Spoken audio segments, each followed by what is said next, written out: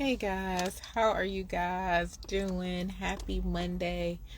Dr. S here, dropping nuggets you didn't know you needed. And as always, it is my hope and prayer that they will help you be your best you. I'm always picking on my friend, Dr. A, for having all this like head space up here.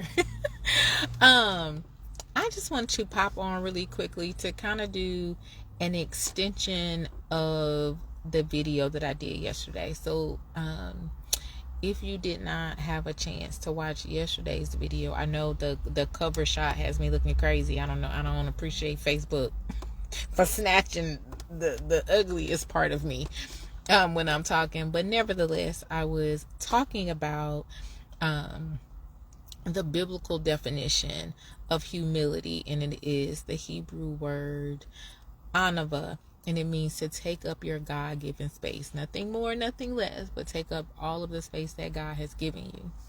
And then I went into a little bit about how I had realized in this past week or so that I was allowing fear to dictate some decisions, but I didn't realize it was fear because I was calling it faith.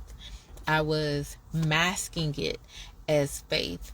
And I just wanted to talk a little bit more about that and how fear can manifest itself in several different ways. For some of us, when we think of fear, we may, honestly and rightly think of fear as being like afraid, scared, fearful, those kind of things. And then you don't do something because you're afraid. You don't do something because you're scared. You could even say nervous or anxious. Could be some synonyms or side effects of fear. I would like us to think about the fact that fear can present itself in other ways that we might not readily identify, and challenge us to be conscious of that. And then when we see it, when we feel it, when it presents itself, to cast that down, right?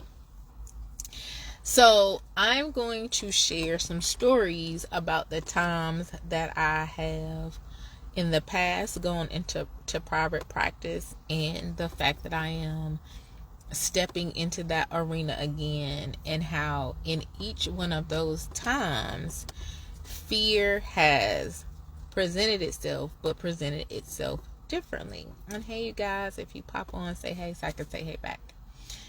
So the first time that I went to private practice was over 20 years ago. And I don't even remember how the Lord called me into private practice, but I know that He did call me into private practice. But because I was afraid, hey Miss Tiffany, because I was afraid to do it, and to do it, because I was afraid to do it by myself. I wasn't necessarily afraid to do it, but I was afraid to do it by myself. So I asked a then colleague if she would be interested in going into private practice with me. So that time, fear presented itself as insecurity. It presented itself as uncertainty. It presented itself in lack of confidence, because I thought, surely this is not something that I can do alone. I had never been in private practice before.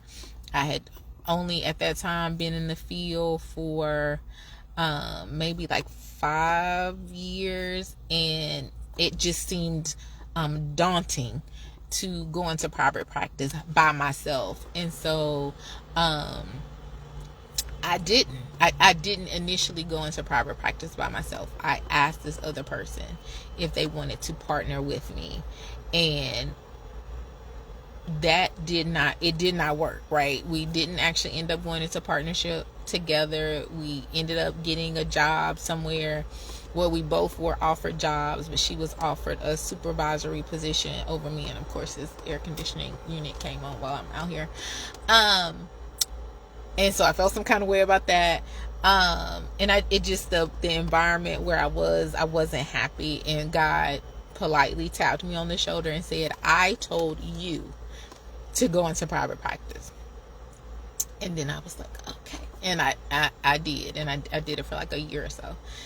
So that was a way that fear presented itself. I was partially obedient, right? Hey, Brother Keith. I was partly obedient, but partial obedience is still disobedience.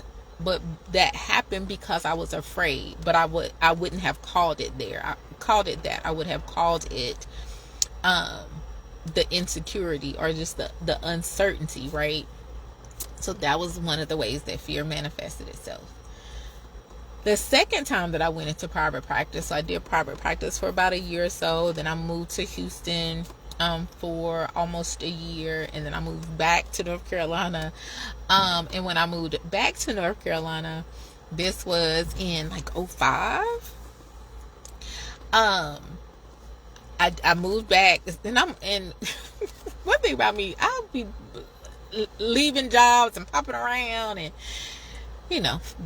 so faith in some areas. So anyway, I moved back to North Carolina, no job, didn't want a job, wasn't looking for a job. I was like, I have enough money kind of saved up where I can chill for a while, and was in a position where I could do that. Shout out to my grandmother for letting me live with her rent free.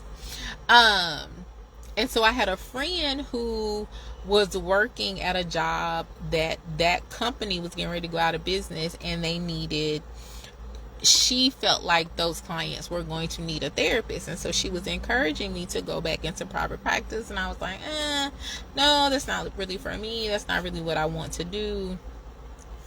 And I kept like saying no, basically. And she kept asking me, and I was like, I don't want to do it. That time, fear presented itself as stubbornness. Fear presented itself as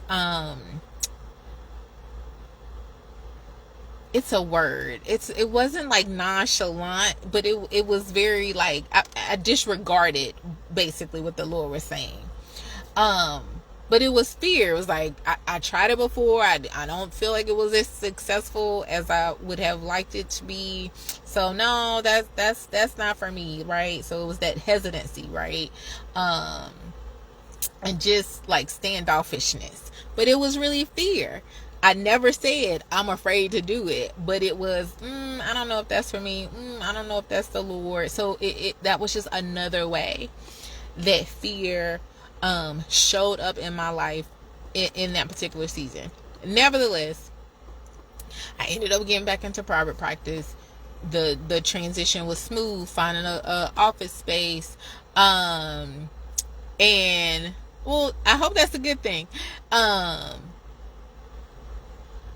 And it was just an easy process. I got those clients at that particular time. For those of you in like mental health and those kind of things, you may remember that was when like community support was a big thing, and so all these agencies were popping up, and they needed a therapist for their clients, and so business was booming. Like I had a very successful run for almost 3 years before I decided to go back to school. And actually that process was partly what prompted me to go back to school and get my PhD. So nevertheless, so I did it again.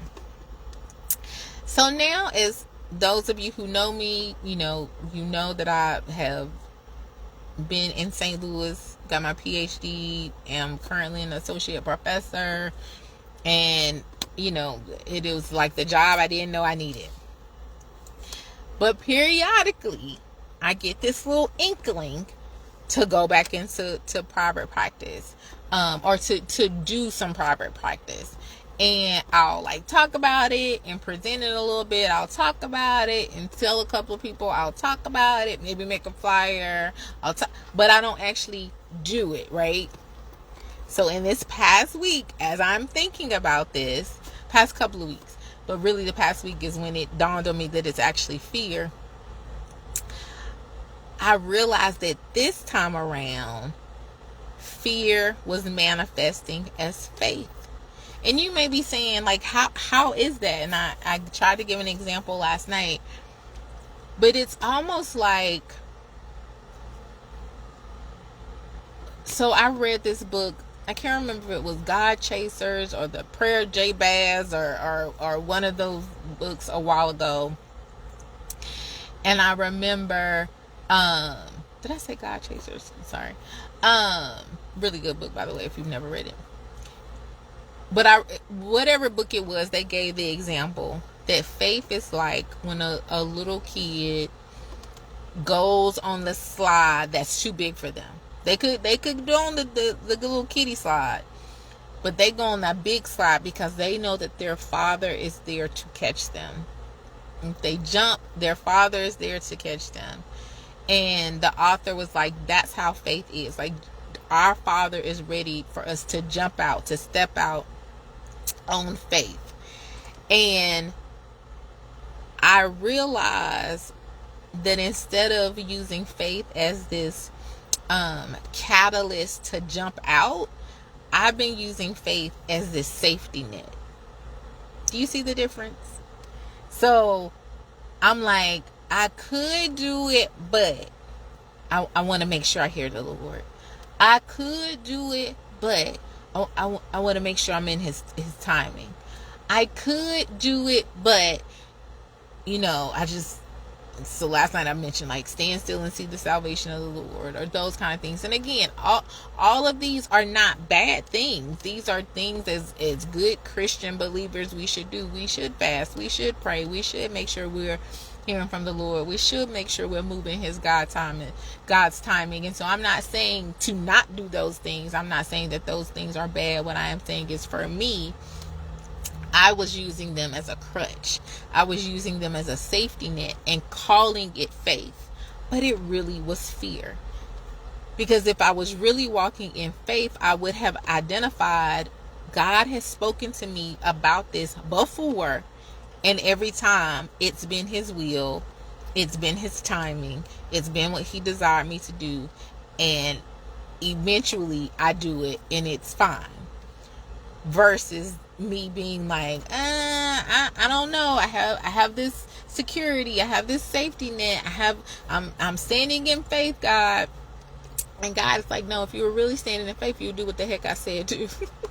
He might not have said heck, but he was like, you would listen, daughter. You would be obedient, kid. You would jump out, child, and trust me that I'm going to catch you. You don't need the safety net that you've manifested or manufactured in your mind. You just need me.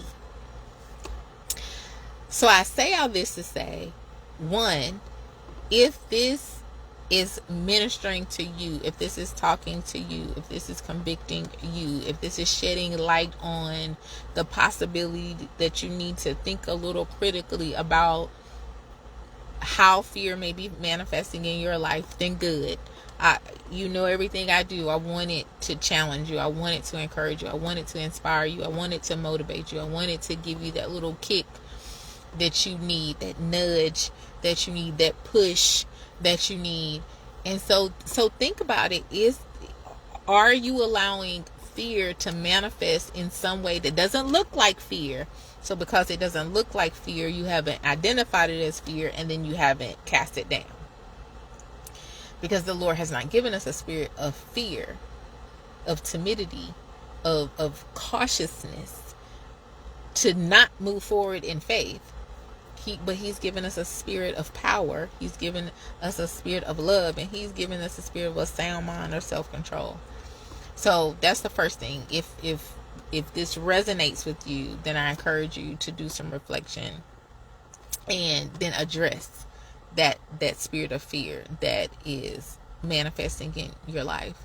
The other reason why I mention it is because I am taking on clients in this private practice venture. It's called 4E Consulting. And again, I've mentioned it a couple of different times. I'm like, I just had a memory pop up where I mentioned it 2 years ago and then I didn't move forward on it.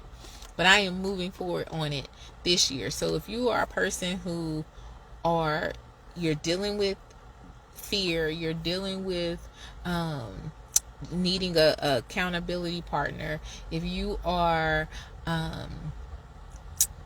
there's something that you want to accomplish. If you're trying to determine your passion, if you're trying to figure out your purpose, if you want to walk in personal and professional freedom and you just unsure how, you need some assistance with that, then DM me and I will send you the information and we could go from there.